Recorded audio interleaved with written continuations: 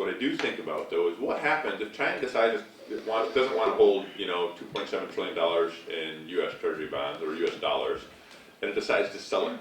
We'll suddenly have a huge increase in the supply of dollars, which will lead to a huge decrease in the price. Or if oil economies decide they're not going to, trade in dollars, there'll be that many fewer goods and services being chased by dollars. So we could get like kind of a runaway hyperinflation, and that can be insanely destabilizing. So one thing I think we actually have to plan for is I lived in Brazil when they had hyperinflation, and they issued a second currency, the real, with no inflation.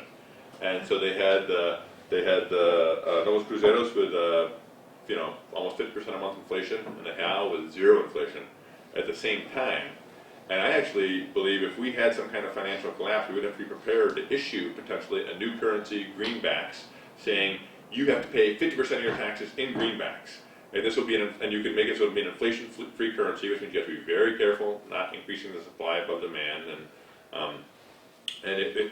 So this would be a response to events beyond our control, where you get people selling the dollar, and then you get this expectation that the dollar will crash, and you get this speculative sell-off that crashes our economy, which happens pretty regularly around the world. I mean, I've been in Brazil also, where their currency crashed 66% because of a speculative sell-off, but Lula is going to be elected.